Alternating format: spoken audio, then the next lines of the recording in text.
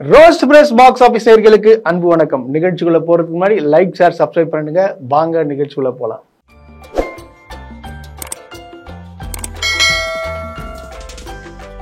நமக்கு அதாவது போக போக பார்த்தோன்னா ஒருத்தர் மேல அன்பு ரொம்ப அதிகமாயிட்டு தாங்க இருக்குங்க. அது என்ன சொல்றது, அவரை பத்தி பேசலனாவே அந்த நாள் கொஞ்சம் நல்லாவே இல்லை. எனக்கு ஓப்பனா சொல்றேன்னா அதுதான் உண்மை. ஏன்னா தினமும் அவரை பத்தி அப்டேட் தொடர்ந்து வந்துட்டே இருக்கு. அதெல்லாம் பார்க்கும்போது நம்மளுக்கு பூரிப்பாவது, கூஸ் பம்ப்ஸ். ஆக்சுவலா எனக்குலாம் பார்க்கும்போது சில பேசும்போதெல்லாம் பார்த்தோன்னா எனக்கு கண் கலங்குற மாதிரி தாங்க இருக்கு. ஏன்னா மனுஷன் அந்த மாதிரி பண்றாருங்க. ஒவ்வொரு விஷயமும் பார்த்து பார்த்து கரெக்டா, அதாவது தன்னை சார்ந்த மக்கள் எந்த அளவுக்கு உயரணும் அப்படின்றதுக்காக நிறைய விஷயங்கள்லாம் பேசிட்டே இருக்காரு. அது என்ன பேசுறாரு தெரியுமாங்க? ஒன்றும் இல்லைங்க, ஒரு சிம்பிளா ஒரு இன்டர்வியூ அவரை கேட்டிருக்காங்க. இந்த மாதிரி வின் பண்றாரு, அதாவது இன்டர்நேஷனல் பத்திரிகையாளர் ஒருத்தரை லோக்கல் பத்திரிகையாளர் தான் பேட்டி எடுப்பான் தவிர இன்டர்நேஷனல்ல இருந்து தேடி பேட்டி எடுக்கிறாங்கன்னா அது வேற யாருமே இல்லை, நம்ம ஏகே மட்டும் தான், வேற யாருக்குமே கிடையாதுங்க. ஓப்பனா சொல்றோம். அப்படிதான் ஒருத்தவங்க பேட்டி எடுக்கிறாங்க. இந்த மாதிரி பேட்டி எடுக்கும்போது கேட்கறாங்க, நீங்க சினிமா உங்க படத்துக்கு நீங்க ப்ரமோஷன் பண்ண மாட்டீங்க, பேட்டி கொடுக்க மாட்டீங்க, எதுவும் பண்ண மாட்டீங்க, ஆனா நீங்க இதுக்கு மட்டும் எங்க பேட்டி கொடுக்குறீங்க அப்படின்னு சொல்லிட்டு அவங்க கேட்கறாங்க. அதுக்கு இவர் என்னத்துல பதில் சொல்றாரு, அதுக்கெல்லாம் அந்த விஷயத்துக்கு சினிமா பட்ட விஷயங்கள்ல நிறைய பேர் இருக்காங்க, அது ஊக்குவிக்கிறதுக்கு நிறைய பேர் இருக்கிறாங்க, அதுக்கெல்லாம் நான் பண்ண மாட்டேன். ஆக்சுவலா எனக்கு இந்த இந்தியால பாத்தீங்கன்னா ஸ்போர்ட்ஸ் ரொம்ப வீக்கா இருக்கு.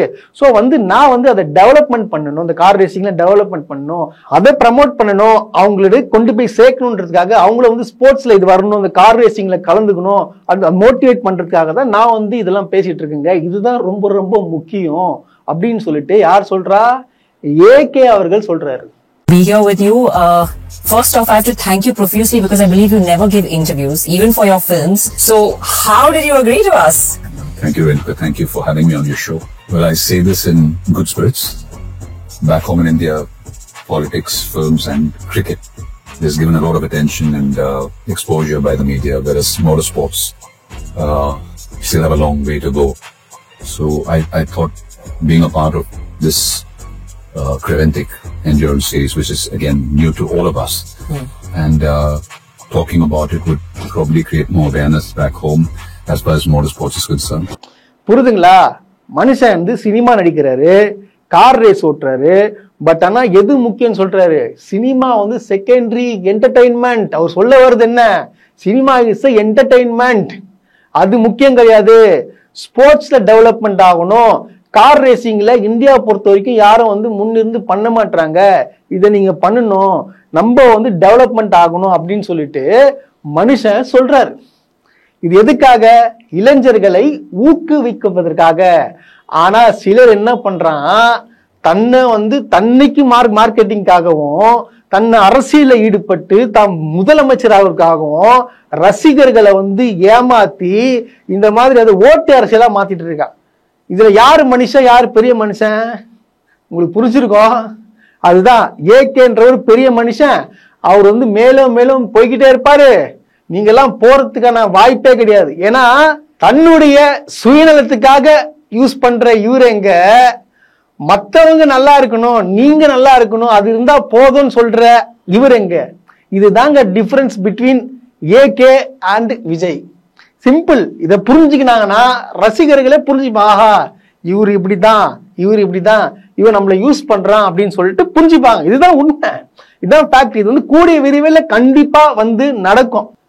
அஜித்குமார் அவர்களுக்கு பாத்தீங்கன்னா கார் ரேசிங் ரொம்ப ரொம்ப பிடிக்குங்க. அதாவது F1 ரேஸ்ல 3 டைம்ஸ் வேர்ல்டு சாம்பியன் வாங்கின ஆரட்டோன் சனா, பிரேசில சேர்ந்தவர், அவருடைய சிலைக்கு கிட்ட போயிட்டு ஏகே அவர்கள் பண்ண காரியம் இருக்கு பாத்தீங்களா, அதாவது காலை தொட்டு வணங்குறார், முத்தம் கொடுக்கிறார். ஏன்னா அந்த அளவுக்கு ஒரு பேஷன் ஜாஸ்திங்க அவருக்கு. அதாவது பேஷன்னா ஒரு எப்படின்னா ரொம்ப பற்று அதிகம். ஸோ அந்த மாதிரி ஒரு மனுஷன். அந்த வீடியோ நீங்க பாருங்க, உங்களுக்கு அது புரியும்.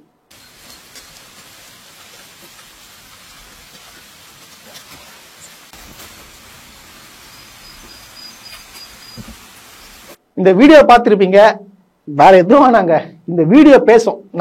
நீங்க என்ன நினைக்கிறீங்க, அஜித்குமார் யாருன்றத இந்த வீடியோ ஒரே ஒரு வீடியோ மட்டுமே எனக்கு போதும். அது போல பாத்தீங்கன்னா நான் ஒரு சினிமா நிகழ்ச்சி ஒன்று பார்த்தேன். சசிகுமார் ஒரு தெளிவா ஒன்று சொல்லியிருக்காரு. என்ன சொல்லியிருக்காருன்னு பாத்தீங்கன்னா, நான் தோல்வியை ஒத்துப்பேன், எந்த வந்து இவ்வளவு கோடி ஆச்சு அவ்வளவு கோடி ஆச்சுன்னு சொல்ல மாட்டேன். உண்மையாலுமே பாத்தீங்கன்னா எந்த வந்து அதிகமான ஓடின படம் பாத்தீங்கன்னா குட்டி புலியும் சுந்தர பாண்டியன் படம் தான் நல்லா ஓடிச்சு. ஆனா பாத்தீங்கன்னா குட்டி புலி தான் அதோட கலெக்ஷன் ஜாஸ்தி, இதுல பாத்தீங்கன்னா வெறும் 2 கோடி ரூபாய் தான் வந்து லாபம் வந்துச்சுன்னு சொல்லிட்டு உண்மையை உடைக்கிறார். ஆனா சிலவங்க எல்லாம் வந்து படம் ஓடினாலும் பொய் சொல்றாங்க, ஃபேக் ரிப்போர்ட் கொடுக்குறாங்க அப்படின்னு சொல்லிட்டு நான் சொல்லுங்க. சசிகுமார் அவர்கள் வந்து தெளிவா வந்து சொல்லியிருக்காரு, நம்ம தோல்வியை ஒத்துக்கணும். நான் தோல்வி அடைஞ்சிருக்கேன், என் தோல்வியை ஒவ்வொரு தடவையும் நான் ஒத்துக்கிட்டேன். இந்த படம் முதல் நாள் கலெக்ஷன் என்ன உங்க எல்லாருக்கும் தெரியுமா? இந்த படம் முதல் டே வியாழக்கிழமை போட்டப்ப இதோட முதல் கலெக்ஷன் என்னன்னு என்னாச்சுன்னு சொல்லுங்க. 2 ரூபாய் வருமா, 2.5 ரூபாய் வருமா? வந்துருச்சா? உண்மையை பேசுவோம். இது எதுக்கு போய் முதல் நடிகர்கள்ட்ட உண்மையை சொல்லுங்க, எவ்வளவு ஓடி இருக்குன்னு சொல்லுங்க, ஏன் மறைக்காதீங்க. எவ்வளவு ஓடி இருக்குன்னு சொன்னாதான் யாரும் சம்பளம் ஏத்த மாட்டாங்க, யாரும் எதுவும் பண்ண மாட்டாங்க, உண்மையா இருப்பாங்க. இதையும் பார்த்துட்டு திருந்தாம இன்னமும் 1000 கோடி 2000 கோடின்னீங்கன்னா இன்னும் எத்தனை பேர் தாங்க உங்களை அசிங்கப்படுத்துறது? எத்தனை பேர் தான் உங்களை அசிங்கப்படுத்துறது? சின்ன தலை என்று செல்லமாக அழைக்கப்படும் எஸ்டிஆருங்க. எஸ்டிஆர் பாத்தீங்கன்னா ஒரு பேஷனேட்டான ஆளு தான்.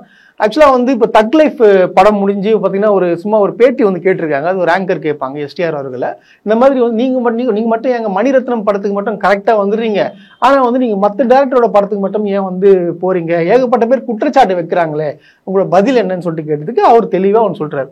ஆமாங்க, கரெக்டுங்க. அதாவது மணிரத்னம் சார் படத்துல வந்து எல்லாமே கரெக்டா இருக்கு, டைமிங்கு, சேலரில இருந்து ஷார்ட்ல இருந்து எல்லாமே கரெக்டா செட் பண்றாங்க. மத்தவங்களாம் லேட்டா வருது, அது சீனை வந்து தள்ளி போடுறது, அது டிலே பண்றது, சேலரி கொடுக்காம இருக்கிறது, சோ இந்த மாதிரி விஷயங்கள் இருக்கிறதுனால தான் என்னால போக முடியல, இதுதான் உண்மை அப்படின்னு சொல்லிட்டு அவரை வந்து சிம்புவை பத்தி தான் தெரியும் இல்ல, அவரு ஸ்ட்ரைட் ஃபார்வர்டு, அதாவது கேட்ட கேள்வி கரெக்டா பதில் உண்மையை மட்டும் சொல்லிட்டு போறவர், அதுதான் சிம்பு. சோ அவர் கேரக்டர் அப்படிதான், அது தெளிவா வந்து பதில் சொல்லி முடிச்சிட்டாரு.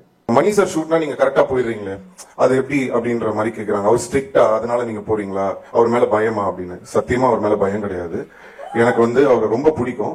நான் ஏன் மணி சார் படத்துக்கு வந்து ஒரு நாள் கூட லேட்டா நான் போனதே கிடையாது. நான் வந்து மணி சார் வர்றதுக்கு முன்னாடி சம்டைம்ஸ் நான் போயிருக்கேன். அதுக்கு ரீசன் என்னன்னா, நம்ம வந்து ஒரு ஆக்டர், ஒரு படம் வந்து ஒரு ப்ரொடியூசரையோ ஒரு டைரக்டரையோ நம்பி நம்ம நடிக்க போறோம் அப்படின்னு சொன்னா, சொன்ன டைம்ல ஃபர்ஸ்ட் படத்தை எடுக்கணும். ஃபர்ஸ்ட் ஒரு டைரக்டர் டைமுக்கு வரணும், வந்தாதான் மற்ற ஆக்டர்ஸ் கரெக்டா வருவாங்க.